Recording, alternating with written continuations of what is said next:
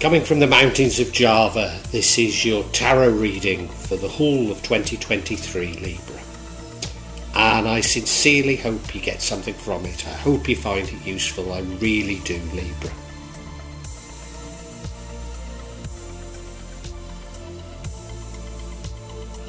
Libra, in looking at this spread, there's some things I like and things that concern me.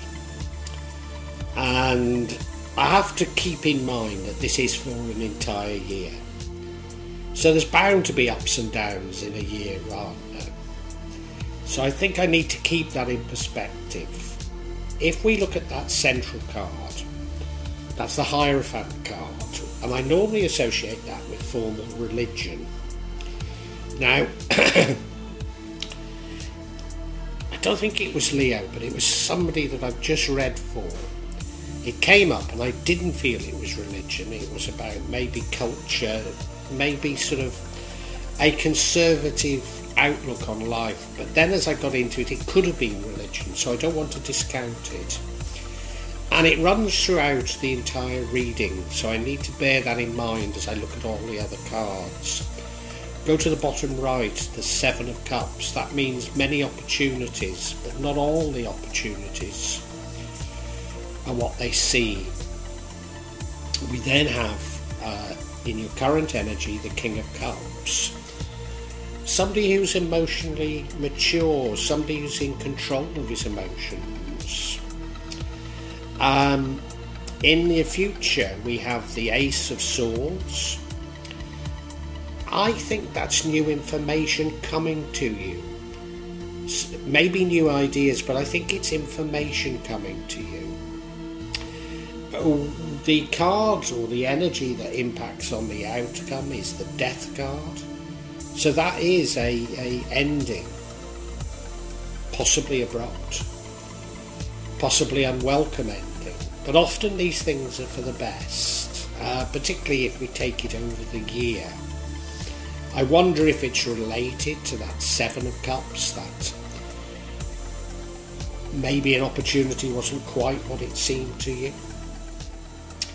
The card that would offset the outcome is the Nine of Pentacles. Now, I'm sure we had that card placed there for Leo. And there is abundance there, and there are blessings there. But maybe you're all alone.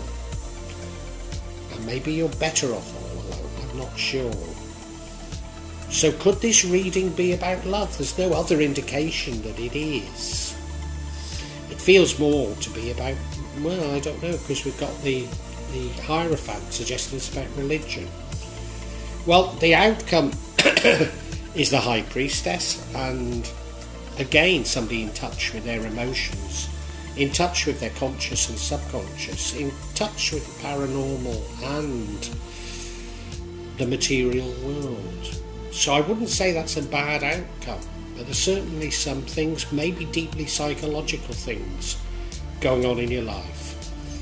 I clearly need more information on what exactly, or how exactly to interpret all this.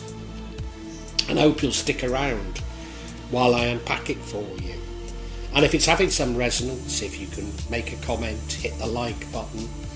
Subscribe to my channel and hit the bell so that you get future notifications. It helps me immensely. So Libra, I want to thank you so much in anticipation for you doing those small things for me. Thank you very much, Libra.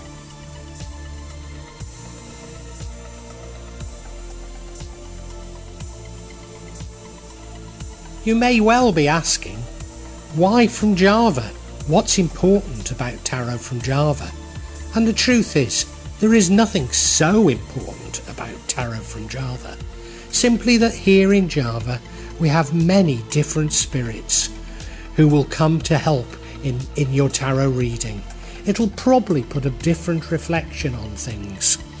For example, the spirits here are less likely to be concerned about love and finances, despite people in Java being every bit as interested in these things as the rest of us. But maybe the spirits are trying to tell us something else.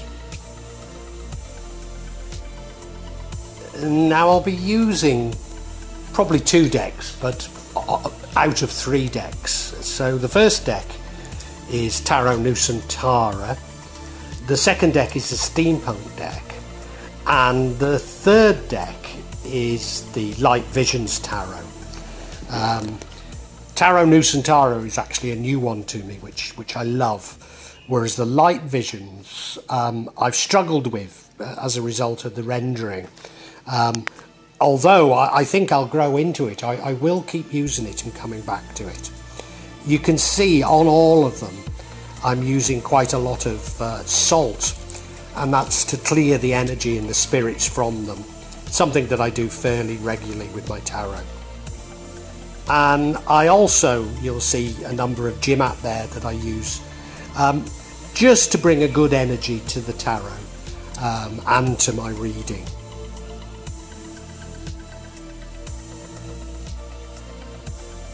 Perhaps the most important mystical object we use in Java is the kris, the curly knife that you can see that I've placed across both decks. Kris are very important for bringing the spirits to work on any object here in Java. And I call on the spirits of the mountain to assist me in shuffling the cards, in selecting the cards, and interpreting them, pardon me, correctly for Libra for the year of 2023. So as I say, the energy running through all this is the Hierophant card. I mean, you look at it, you know, there's those 2 acolytes. Well, no, they do look like acolytes on this. I'm looking for another word, but learners, you know, no, they are like acolytes, aren't they, on this? It's sort of ecumenical, but he's imparting wisdom to them. Now, it's a sort of a tried and tested wisdom. It's maybe somewhat conservative. So I did get an indication on somebody else's reading that it could be to do with culture. But I'm not certain, you know, religion is probably, it's a belief system, let's put it that way. And it's a belief system that's tried and tested. It's a belief system that many people subscribe to, let's put it that way. And that runs throughout this entire card. So I think it's about doing things in a tried and tested manner. That's what it feels like to me at this moment in time anyway.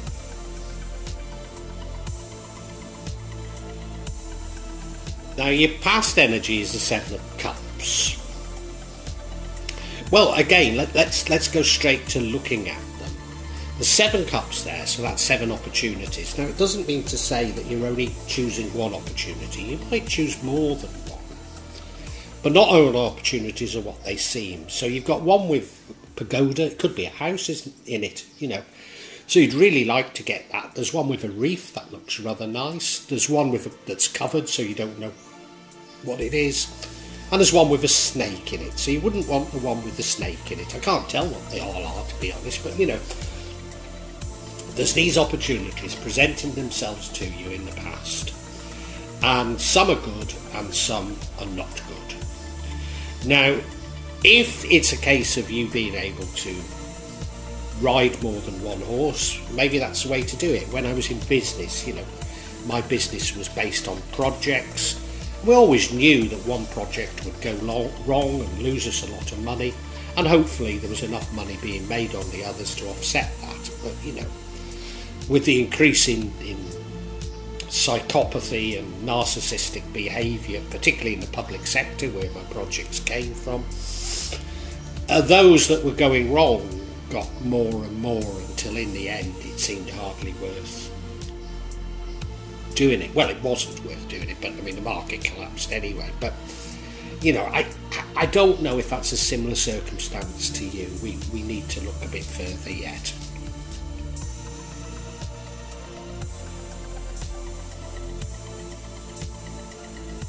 Now your current energy is that of the King of Cups. A very, very emotionally mature king. He understands his emotions. To a certain degree he understands those of others, and he's compassionate towards others. Now, some of the lesser royalty in the Cups, I'd say that people see your compassion as a weakness and you get exploited for it. That is possible. That is possible. I mean, you look at him, and he looks a lovely king. He's in that lovely throne. He's dressed beautifully. He's got that cup there. But what the hell is it doing in the middle of the sea? Like King Canute, isn't it? So, he is a lovely king. I don't necessarily see it as... Well, it definitely isn't a bad energy. But maybe there's just a warning there, the fact that the throne is in the sea. I'm not sure. I'm not sure. Now in the future we have the Ace of Swords. This could be you seeking out ideas, seeking out information, or it could be new ideas or new information coming to you. And I suspect it is information coming to you. Maybe it's information on those Seven of Cups, those opportunities, and you finding out that one that you've taken isn't quite right. In fact, yes, that's what I think it is.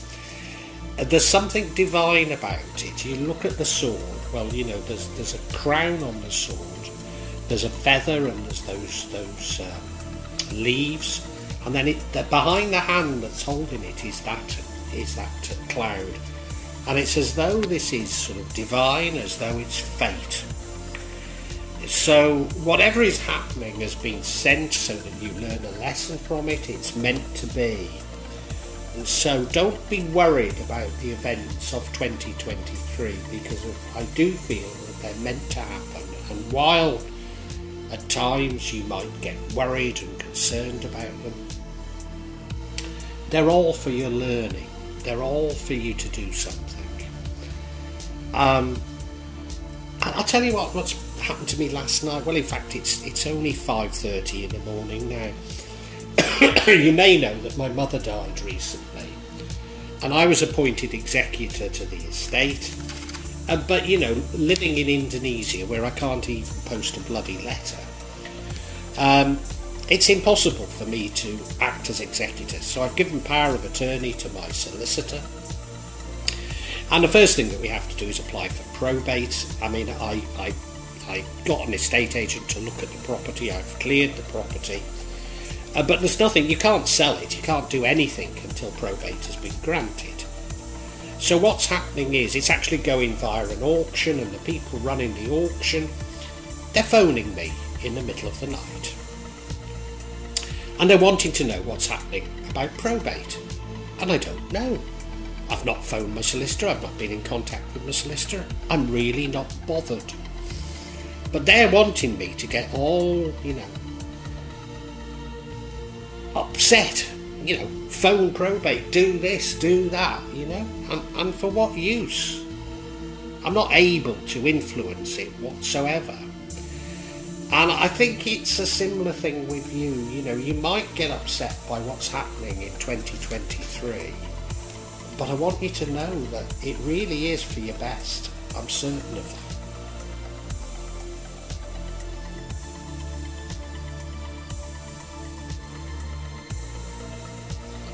And I suppose the reason why I went on about this new information and what it might be, and not to worry that it's all for the best, is that we now have the death card. And I'm sure you've listened to enough tarot readings to know that death doesn't necessarily mean death. But I have to say, in your case, I think it might do. It doesn't mean your death, it just means a death, yeah? But how we should really interpret it is it's an abrupt ending. It's an abrupt and probably unwelcome ending to things. So it's never pleasant when this happens, but it's almost always divine. It's almost always for a reason. And you look at the card, well, you know, there is the angel of death with his scythe cutting through the people. But you see behind him there's that Hindu temple. Yes, the sun's going down, but the sun is still there. There's still hope. And you look at that old Hindu man standing up to it. You know, there is always hope. There is always something. And I can't help but feeling that this ending is an ending that was destined to happen. It's probably related to one of the opportunities going back to the past of the Seven of Cups. And it's probably also related to this new information that comes to you, which is finding out that one of those opportunities wasn't right for you. But maybe I'm jumping ahead.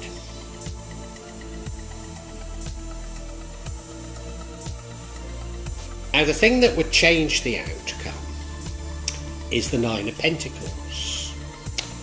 This is you having many blessings. You look at the card, I mean, she's got those 9 pentacles around her, so that suggests wealth. She's in a beautiful garden. I always say, but those fly agaric mushroom things aren't fly agaric mushrooms at all. They're Balinese umbrellas. She's holding her hand out and that little bird has come to her. But what is the one thing that you'd say? Well, she's by herself. Now, I don't know if this is saying that you should be by yourself. What I think it's saying is you should be contented with what you've got. You remember me talking about the Seven of Cups and my business, that, you know, as long as we had enough good projects, we could have a project go bad on us. And I think that's what it's saying, that you've been blessed with a lot. Be contented with what you've been blessed with. Don't get uptight just because one's going wrong. You know, I've done pretty well since my mother died in sorting everything out. And the thing I mustn't do is get uptight about the fact that somebody who works in a call centre has had a ping that they need to call me to find out what's happening with probate, when if only they'd written it on their records that actually they need to phone the solicitor, it wouldn't happen. But I just haven't got to get uptight about it, and I think that's you. You haven't got to get uptight about the fact that something has come to an end.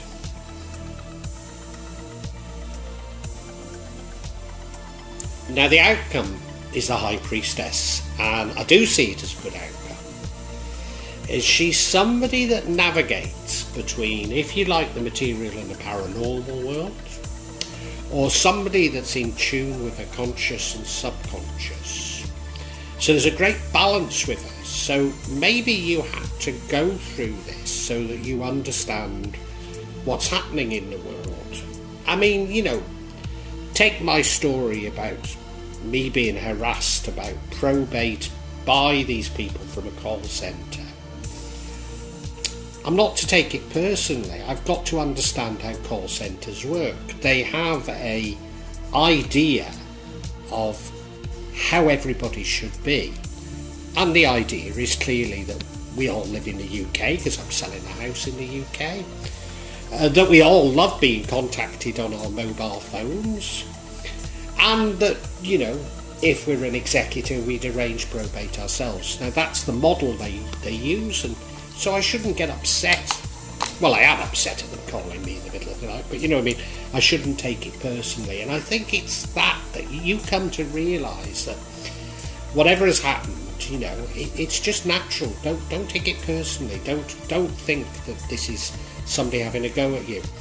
There's a lovely balance with it, you know, there's one black and one white column there. She's got the wand and she's got the book, so, you know, the magic and the materialist learning. Her foot is on the moon, so she has command over the unknown. Now, if you achieve all those things, it's a great thing, isn't it? But I'm going to get a bit of clarity.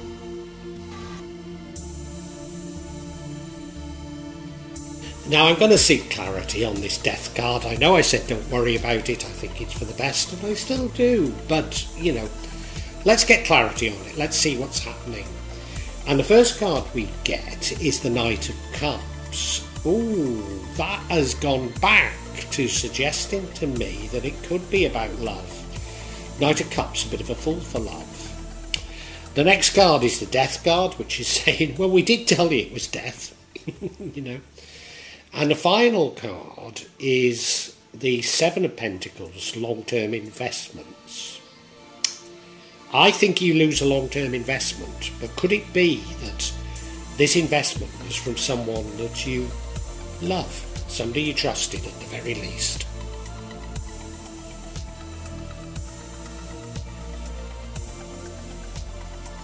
So yeah, the first card of clarity is this Knight of Cups. A lovely, lovely knight, wears her heart on her sleeve. I mean, you look at her, she's charming, isn't she? She's holding up that cup of love to anyone who'll take it. But I think therein lies the problem.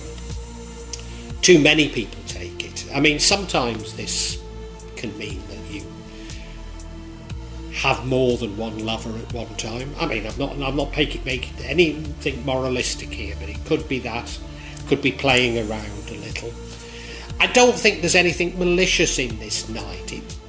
People are attracted to her because she's so beautiful, because she's so loving, and she can't really say no. So I think that this ending, I mean, it could be the ending of a relationship, could be. But I think it's more, well, no, it could be an ending of a relationship. But it could be also an investment going wrong from somebody who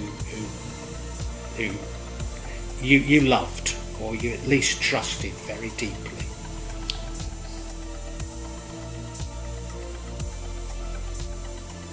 Now, I don't know if you recall, but when we first had the death card, I said it doesn't necessarily mean death, but in your case, I've got the feeling it might.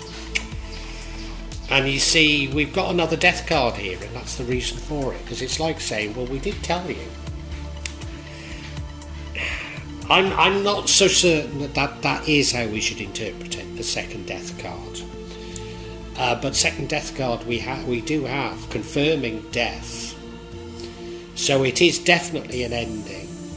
What I can't get my head round, whether it's an ending of an investment that was advised to you, sold to you by someone you love, or it is the end of an affair that you were saving up for it to become something stronger. And I don't think I'll get to the bottom of that. You look at the card itself, I mean, you know, there's the Angel of Death there with a scythe. It looks very much like Undercliff Cemetery in Bradford.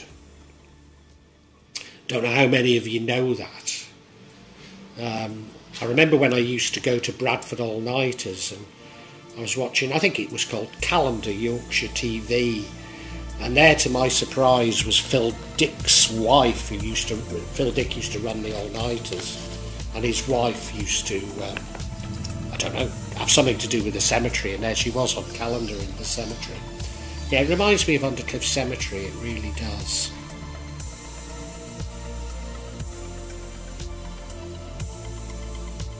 Now the final card is this Seven of Pentacles, which is long-term investments for the future, for your future.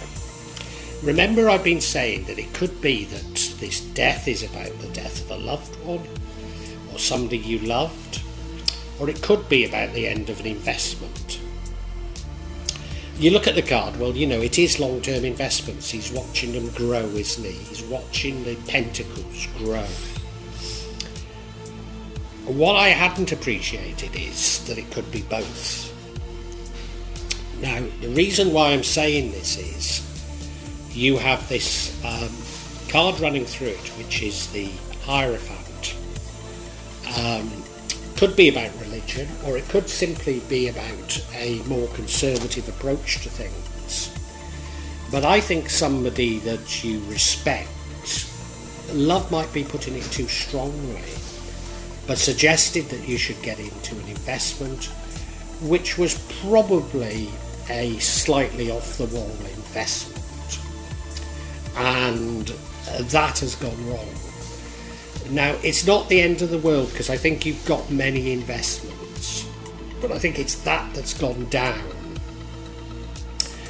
Now, I'm only putting this into a context to make it understandable, but for a long time, people have been plugging, and probably people that you respect and like have been plugging Bitcoin. And if you've been listening to my channel for a long time, so Bitcoin, I mean, you know, digital, what do they call it? It is digital currency, but I forget the name for it, but you know what I mean. For a long time I've been saying I don't trust them. There's something deeply wrong about them. So it could be that you have Bitcoin or some other digital currency and you've lost your money. I think it's something like that. And why I think that way, I mean, if it is about religion, as far as I'm concerned, Bitcoin digital currencies are haram within Islam because they're usury. So it's something that if you'd followed religion, you wouldn't have done.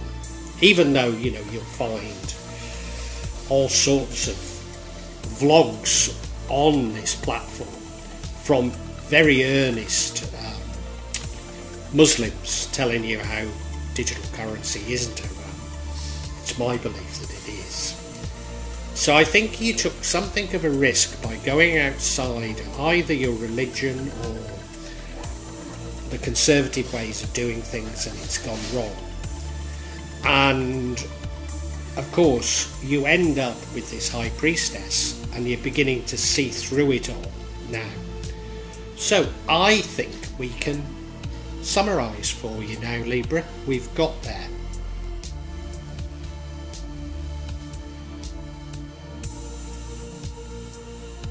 Libra,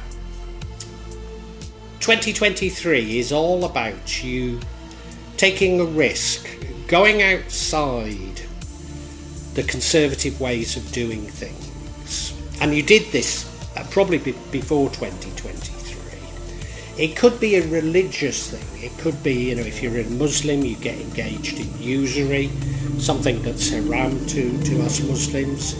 But it might be just going against tried and trusted investments. And the reason you do that is that you were advised to do it by somebody that you admire, maybe even love. So, you know, if it's Bitcoin, you might have been influenced by business leaders telling you to get into Bitcoin, that's the way to go, you know. And it could be any sort of investment. But I think you've made more than one investment, and it isn't the end of the world, but this investment does go bad. And the reason why you sort of fell for it is you're a very trusting, very loving sort of person, very open sort of person. And so, you know, whoever it is that's been saying, well, you ought to do this, you ought to do that, maybe love is putting it too strongly, but, well, no, maybe it is somebody you love who told you to do it, but you've been a bit too trusting of people. And as I say, this investment, which was a long-term investment for you, it goes wrong. You lose your money as a result. And as I say, I don't think it's the end of the world by any stretch of the imagination. Because if you can sort of just say, well, I've got other investments, I'm still fine, you know, I should be happy with what I've got, then I think you'll be much happier. And some information sort of comes to you whereby you realise that you've not done the right thing, that things aren't what they seemed when you got into it. And as a result of this, you're going to learn something, and you're going to learn probably that all investments are inherently rigged, not to trust people, perhaps be more conservative in how you approach investments in the end. And, you know, also not to be so trusting of people, particularly people who are advising you to do things that seem a little bit out of the ordinary. But, you know, I think you come out of this having learned a very important lesson. So I don't see it as bad. I think many people are going to lose a lot of money in 2023. And, you know, we all will learn from it. And indeed you do, Libra.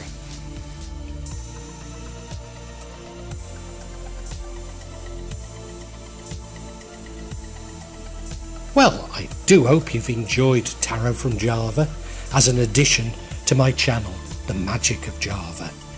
Please take a look at the other videos that I have on this channel about magic from Java, and I hope that you will become a subscriber. Now, if you want to hear your next tarot reading, hit the button, and that will inform you of when I publish new readings. I'm certainly going to do a reading for every month, but maybe I will try them a bit more frequently, say a mid-month reading, and maybe also some special readings. But above all, thank you so much for listening to me. Thank you, and enjoy Java.